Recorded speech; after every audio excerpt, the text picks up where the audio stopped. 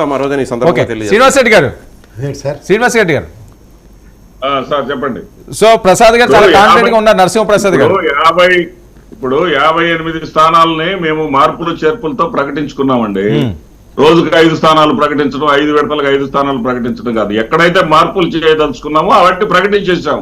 ఇక మిగిలిన ప్రకటన అయిపోయింది కాబట్టి 175 స్థానాలు ఒకే రోజు ప్రకటిస్తారు. అది రేపా ఎల్లుండా ఫస్ట్ వీక్ అనేది తెలుస్తుంది. ఇంకా మిగతా ఏదైతే కదిలించినటువంటి స్థానాలన్నీ ఒకే రోజు ప్రకటిస్తారు. మీరు అన్నారు కదా 80 మంది టచ్ లో ఉన్నారు, 100 మంది టచ్ లో ఉన్నారు. ఈ టచ్ లో ఉన్న వాళ్ళందరూ ఏమయ్యారండి, ఎటుపోయారండి? సార్ ఎవరికి తగిన స్థానాలు మాకు పార్టీకి ప్రజల నుంచి ఆమోదం ఉండే వ్యక్తుల్ని మా పార్టీ దగ్గర చేసుకుంటుంది. అంతేగాని వచ్చిన వాళ్ళందరికీ గేట్లు తెచ్చే అంత ఇక్కడ ఏం ఖాళీగా లేము.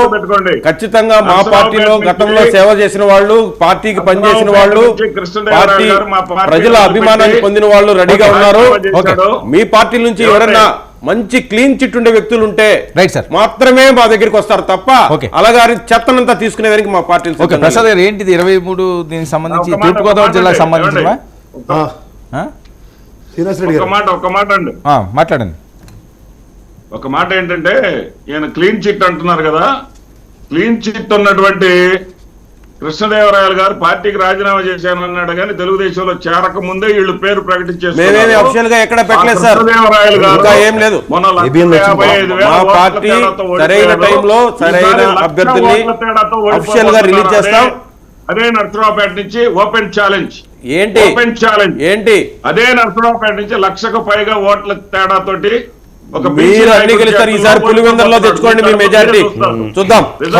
పులివెందులలో తెచ్చుకోండి మీ మెజారిటీ చూద్దాం. తర్వాత మాట్లాడే గురించి గారిని పులివెందులలో చూడమనండి. ప్రసాద్ గారు క్యాండిడేట్ లేడు. మన చెల్లికి సమాధానం చెప్పండి. ముందు చెల్లి గారికి సమాధానం చెప్పండి. తర్వాత ఆటోమేటిక్ గా ఇతరుల గురించి మాట్లాడుతారు. కుటుంబ సభ్యుల్లో సొంత కుటుంబ సభ్యులు కాళ్ళు అరిగేలా, కాళ్ళకు బొబ్బలు వచ్చేలాగా మీ విజయానికి కృషి చేసిన ఒక కుటుంబ సభ్యురాలే మిమ్మల్ని నమ్మకుండా ఈ రోజు మీతో మోసపోయి బయటకు వచ్చింది. ఇంకా ప్రజలను మీరు ఏ విధంగా నమ్మిస్తారు? ఎవరికైనా నమ్మేదానికి ఒక్కసారి అవకాశం, ప్రతిసారి నమ్మరు. మీ కళ్ళబొల్లి మాటలకు ప్రతిసారి నమ్మరు. ఏమనంటే మీ చెల్లి గారిని ఒప్పించుకోండి.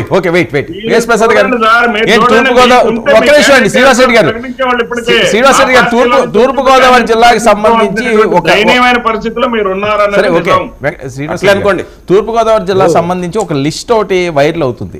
ప్రసాద్ గారు చెప్తారు. ఒక విషయం అంటే పెద్దలు శాంతి ప్రసాద్ గారికి అయితే మనకైనా తెలుస్తుంది, కానీ ఇది నాకు తెలిసి ఓన్లీ టిట్ ఫర్ టాట్ రాజకీయాలు నడుస్తున్నాయి. 2 తెలుగుదేశం ప్రకటించగానే 2 జనసేన ప్రకటించడం, అదేవిధంగా ఏబిఎన్లో అనౌన్స్ చేసిన తర్వాత సబ్సిక్వెంట్గా ఇవాళ జనసేన ఇది లిస్ట్ రిలీజ్ అయింది సార్, సోషల్ మీడియాలో తిరుగుతుంది. Maybe right maybe wrong. Kakinada నుంచి పెద్దాపురం 175 రిలీజ్ చేశారు సార్. మా అధ్యక్షులు అచ్చెన్నాయుడు గారు సంతకం పెట్టి 175 రిలీజ్ చేశారు. ఒకసారి విందాం అది ఏంటన్నది please. Kakinada, Peddapuram, Kakinada rural, Peddapuram, Kakinada city, Jaggampeta. ఇందులో ఆశ్చర్యకరం ఏంటంటే పెద్దాపురం ఆల్రెడీ పెద్ద చంద్రరాజప్ప గారికి తెలుగుదేశం అనౌన్స్ చేసి కూర్చున్నది. ఓకే, డాక్టర్ అంబేద్కర్ కోనసీమ అంటే రామచంద్రపురం, ముమ్మిడివరం, అమలాపురం, రాజోలు, పి గన్నవరం, కొత్తపేట, మండపేట. ఇక్కడ తూర్పుగోదావరికి వస్తే Rajanagaram, Rajahmundry city, Rajahmundry rural, Anaparthi, Gopalapuram SC.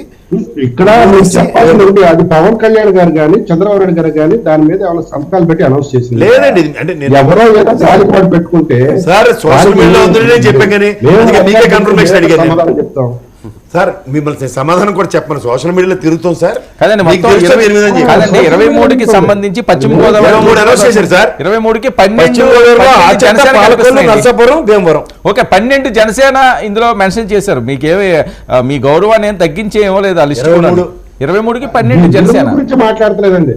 వాళ్ళు గౌరవంగా 63 ఇచ్చారు. అదే శాంతిప్రసాద్ గారు, ఇప్పుడు వాళ్ళు కూడా 23 లిస్ట్ ఒకటి పెడితే అందులో 12 జనసేనకి ఇచ్చారు, 1 టీడీపీ ఉన్నది. అది రైట్ ఆర్ రాంగ్ మేబీ. ఇప్పుడు ఓవరాల్గా ఏంటంటే వీళ్ళు అనౌన్స్ చేసిన లిస్టులో ఎవరెవరికి ఎలా ఉన్నాయి ఏంటున్నాయి అన్న దగ్గర అంబిగ్యూటీలు అందరికీ ఉన్నాయి. ఎవరు అంచనాలు వాళ్ళు వేసుకుంటారు, అంచనాలు వేసి లోకల్లో ఎవరు సర్వీలు వాళ్ళు చేయించుకుంటారు పాపం. సో కార్యకర్తలకి అక్కడ లీడర్లకి ఎవరికి మనశ్శాంతి అన్నది అయితే లేదు. రెండోది ఏంటంటే ఇది ఇద్దరు నాయకులు నిర్ణయించుకుంది. మా ప్రసాద్ గారికి అంటే ఒక బాధ వస్తుంది, కానీ 2 నాయకులు నిర్ణయించుకుని పొత్తుది. నాకు తెలిసి సార్ ప్రజా అభిప్రాయం ఉంటుంది సార్ ప్రజల్లో నుంచి వచ్చిన వ్యక్తులే ఉంటారు. నేను కాదండి వీళ్ళేమీ సార్, పై నుంచి ప్రజాస్వామ్యంలో ఏం తీసుకురారు. కాకుండా ఇక్కడ ఆకర్షించినారు. మీరు అది మీకు రెండో విషయం చెప్తా సార్. మా దగ్గర నిజంగా సార్, సార్, సబ్మిషన్ ఒక నిమిషం. ప్రజల్లో ఉండే నేను వ్యక్తులు సబ్మిషన్ సెలెక్ట్ ఒక నిమిషం. చేయడంలో మాకు క్లారిటీ ఉంది. ఒక మాట నేను చెప్తున్నా. క్లారిటీ ఉంది. ప్రసాద్ ప్రజల్లో ఆమోదం కాదండి పొందిన సార్, ఒక మాట వ్యక్తులే చెప్తున్నా. వస్తారు. ఇవాళ మీకు మీరు ఎవరో పొత్తుల దగ్గర తీసుకొచ్చి వీళ్ళు వాళ్ళు అని కన్ఫ్యూజన్ క్రియేట్ చేయొద్దండి. సార్, చాలా చక్కగా ప్రజల్లో ఏంటి నుంచి కన్ఫ్యూజన్ సార్? వ్యక్తులే ఇస్తారు. మీరు కూడా ఊరు నుంచి వచ్చిన వాళ్ళే, మీకు మీ లోకల్ ఏం జరుగుతుందో మీకు నాకన్నా ఎక్కువ తెలుసు. నేను రెండు విషయాలు చెప్పగలుగుతా. ఇవాళ తెలుగుదేశం అగ్రిగేట్ నలుగురు క్యాండిడేట్ల మీద సర్వే చేస్తున్నారు. అంటే ఇక్కడ జనసేన విషయం పోనీ ఈ నలుగురు పొత్తులో జనసేన లేదా బీజేపీ ఆప్షన్ ఎక్స్ప్లోర్ చేస్తూ 6 సభ్యులు లేదా 10 మంది సభ్యులను చేయమనంటే ఎవరు బాధపడం? పొత్తులో ఈ విధమైన స్టాటిస్టిక్స్ వచ్చేది రేపు పొద్దున అనౌన్స్ చేస్తామని. కానీ స్పెసిఫిక్గా తెలుగుదేశం పనిచేస్తుంది. 170 నియోజకవర్గాల్లో బీజేపీ పనిచేస్తుంది. అమాయకంగా కూర్చుని జనసేన సార్ అట్లేం నేను లేదు. అంటుంది ఏంటంటే అమాయకులు చూడండి, పెద్దవాళ్ళు, వాళ్ళ అరవింద్ లెక్కలు గారు కానీ, ఉంటాయి సార్. లేకపోతే ముద్రగడ గారు కానీ వాళ్ళ 60 లెక్కలు ఉంటాయి పైచిలకు సార్. స్థానాలు సముచిత స్థానం లేకపోతే ఖచ్చితంగా అందరికీ ఉంటాయి. మాట్లాడుతున్నారు. ఇవన్నీ చూస్తున్నారు సార్. ప్రసాద్ గారు నవ్వుతున్నారు. Ultimate గా ఒకటే సార్, నేను ఒకటే చెప్తాను. సార్ ఇక్కడ మీకు ఎలా ఉంటుందంటే, నేను ఒక మాట సార్, మీకు ప్రసాద్ గారు మీరు నేను విభేదించుకోవడానికి డిబేట్ కాదు. మీకు ఇస్తానండి. వాస్తవం ప్రసాద్ గారు, ఇది ఎక్కడ బాధ? నేను నాకు ఏమైనా మీ గురువు గారు మీ మాటలకి పడిపడి నవ్వుతున్నారు. శాంతి ప్రసాద్ గారు ఏమైంది? ఇప్పుడు మా ప్రసాద్ కూడాను ఈ మధ్య కొద్దిగా వద్దులే కానీ మా సోదరు బట్టి ఏమనంటే బాధపడతారు కానీ. నేనేందుకు బాధపడతా? మీకు చెప్తున్నా సార్, ఏదైతే చూపిస్తే బాధగా ఉంది. మీరు ఎప్పటి నుంచో చెప్తుంది వాస్తవం. సార్ ప్రసాద్ గారు, గురుగారు మీతో ఒక విషయం చెప్తున్నా. ఈ పొత్తు నిజంగా ఉంటే మాడదాం సార్. ఎందుకు సార్ మీరేంది సార్ ఇంత ఆనందపడుతున్నారు? ఆశపడుతున్నారు ఏంది సార్? సార్ మీకు ఒకటి చెప్తున్నారు. ఒక కాపురం చక్కగా ఉండాలని వాళ్ళకాడ కోరుకుంటున్నారు. కాపురం భగవంతుడు నెచ్చెక్కించింది వైఎస్ఆర్సీపీ పార్టీ. అది తెలీదా మీకు? కాబట్టి ఓకే. దీని లక్ష్యం వేరు సార్. మా లక్ష్యం వేరు. రోడ్డు మీద ఇస్తే ఎడ్డోలో చూస్తున్నారు మీరు. మీ లక్ష్యం వేరు, మా లక్ష్యం వేరు. ఈ లక్ష్యం లేదు. లక్ష్యం ఉంటే మా లక్ష్యం వేరు. మా లక్ష్యం ప్రజాక్షేమం. ఒక నిమిషం. శ్రీనివాస్ రెడ్డి గారు, అలాగా జనవరి 4వ తారీఖు పవన్ కళ్యాణ్ గారు సంతకం పెట్టి విడుదల చేసిన అధికార ప్రకటనలో దేశము జనసేన పొత్తుకి మోడీ గారి ఆశీస్సులతో ముందుకు వెళ్తున్నాము ఓకే స్పష్టంగా రాయటం జరిగింది. Right, okay. శ్రీనివాస్ రెడ్డి గారు, శ్రీనివాస్ రెడ్డి, అసలు ఆ పొత్తు పొడవడానికి ప్రధాన కారణం మీ పుణ్యమే అని. వైఎస్ఆర్సీపీ అదే వాళ్ళే వైఎస్ఆర్సీపీ బలవంతం తీసుకొచ్చి పవన్ కళ్యాణ్ గారు వాళ్ళ దరిద్ర పరిపాలనే మా కారణం. ర్యాగింగ్ వాళ్ళ రాక్షస పరిపాలనే మా కారణమైంది. అరే ఆ ప్రశ్నకి సమాధానం చెప్పనివ్వండి.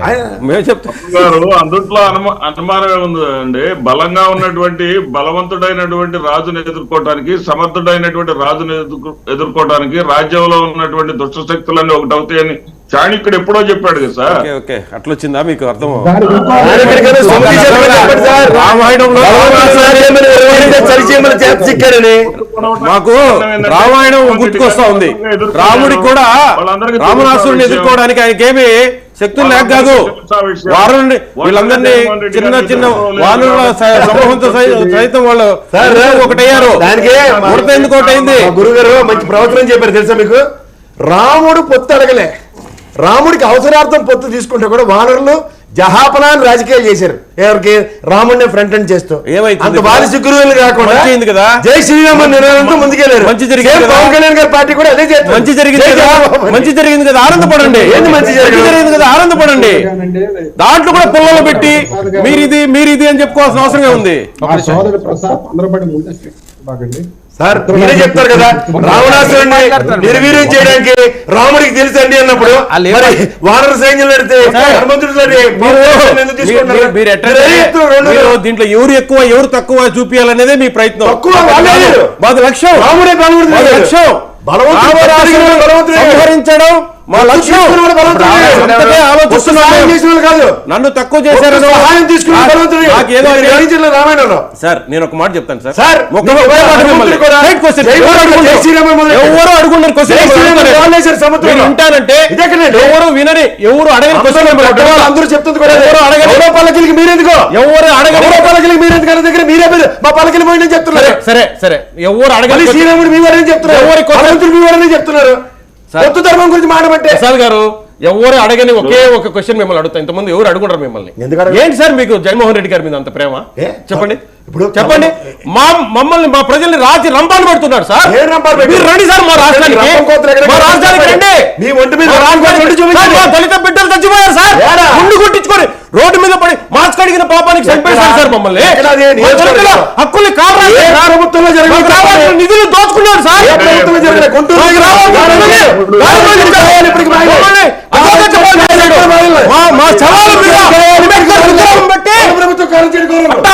చేస్తున్నాడు సార్. దళితులు మా దళిత బిడ్డల్ని జరుగుతున్నాయి. మానభంగాలు చేస్తే కూడా పట్టించుకోకుండా ఎవరు పట్టించుకోవట్లే. ఒక ఏమండి? ఎమ్మెల్సీ నాన్న గారు, డ్రైవర్ని చంపి ఇంటికి పార్సల్ చేస్తే అతను సన్మానం చేస్తే గొంగులు ఉన్నాడు సార్ ముఖ్యమంత్రి. గాయాలు ఇప్పటికి మానలే. ఏంటి సార్ మా రాష్ట్రానికి గాయాలు ఇప్పటికి మానలే. కరెక్ట్ కాదు ఇది. డిమాండ్ చూస్తున్నాం ఇది. నేను చూస్తున్నా. అండారు సత్యనారాయణ కరెక్ట్ కాదు. అనేటువంటి వాడు మా రాష్ట్రం బాధలు చూడండి. విమర్శనం చేశాడు. మీకు మా రాష్ట్ర ప్రయోజనాలు చూడండి. మా రాష్ట్ర బాధలు చూడండి. ఏం చేశారు మీరు? ఏదో ఎవరు ఎక్కువ, ఎవరు తక్కువ మీరు కొలతేస్తారా? 5 సంవత్సరాలు మీ ప్రయోజనాలు 5 సంవత్సరాలు రాజకీయాలు ఎవరు రక్షించారు చెప్పండి. భారతదేశం గురించి చాలా మీరు మాట్లాడతారా దళితుల గురించి? ఏంది సార్ దళితుల గురించి? రెండింటి పైన ప్రమాణం చేయండి. ఏం మాట్లాడతా? అలాంటి చిన్న కార్యకర్తకు చెప్పమనండి సమాధానం మీ ముఖ్యమంత్రిని. సన్మానం చేస్తాడా? సన్మానం చేస్తే నవ్వుకుంటాడా?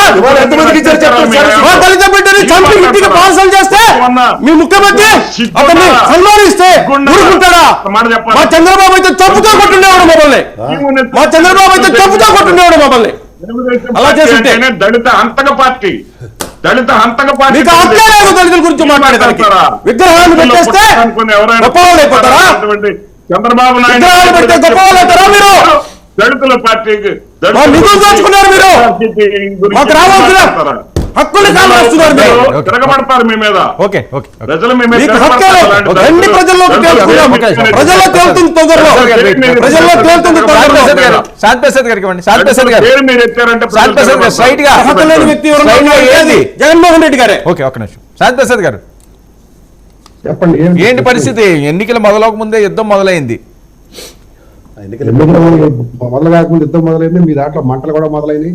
అన్ని చూస్తూనే ఉన్నాము. కాకపోతే ఒకటి ఒకటి చెప్తున్నాము. అంతిమ విజయం మటుకు పొత్తుదే. జనసేన తెలుగుదేశం ప్రభుత్వం ఏర్పాటు చేసి సార్ ఎన్ని సీట్లు ఎక్స్పెక్ట్ చేస్తున్నారండి? ఒక్కసారి చెప్తారా? అదొక్కటి తప్ప సీట్లు ఇన్ననే సంఖ్య మేము చెప్పమండి. అది గౌరవప్రదం అనేది. మీకు తెలుసా పోనీ? మీకు ఐడియా ఉందా ఇన్నని? చెప్తాము. ఇన్నని మీకు ఐడియా ఉందా? మాకు అవగాహన ఉంది. కాకపోతే అది మేము చెప్పాను కదా, మాట్లాడి చెప్పిన తర్వాత మేము చెప్తాం, మాట్లాడతాం దాన్ని. ప్రసాద్ గారు, మీ గురువు గారికి అన్ని తెలుసు కానీ చెప్పట్లేదు. అదే అల్లో గొప్పతనం. అన్ని ఆయన శివుళ్ళ హాలాహలం గలంలో మెంగుకొని కూర్చుంటాడు కానీ కక్కడు మెంగడు ఆయన. రైట్. సో ఓవరాల్గా ఏంటంటే వీళ్ళు పొద్దు ధర్మాన్ని ఎవరు ఎంతమంది ఎంత చక్కగా నిర్వర్తిస్తారో అందరికీ తెలుసు. ఈ ఓన్లీ టిట్ ఫర్ టాట్ రాజకీయాలు నడుస్తున్నాయి. నేను 2 అనౌన్స్ చేస్తే నేను 2, ఓ పేపర్ ఒకటి లీక్ చేస్తే ఇంకోటి జనసేన పేపర్ మీద లీక్ చేశారు. పాపం వాళ్ళది కాదు, అది ఎవరితో వెబ్సైట్ పెట్టి రిలీజ్ చేస్తున్నారు. అదే ఎలా ప్రతిదానికి తెల్లారిసరిగా బురద కడుక్కునే కార్యక్రమమే. మాకు కాదు, మాకు తెలియదు, మా అధినాయకుడు నిర్ణయిస్తాడని ఈ ఎక్స్ప్లెనేషన్స్ కోసం ఓకే చూద్దాం ఏం జరుగుతుందో. Thank you so much KS Prasad గారు. చర్చలో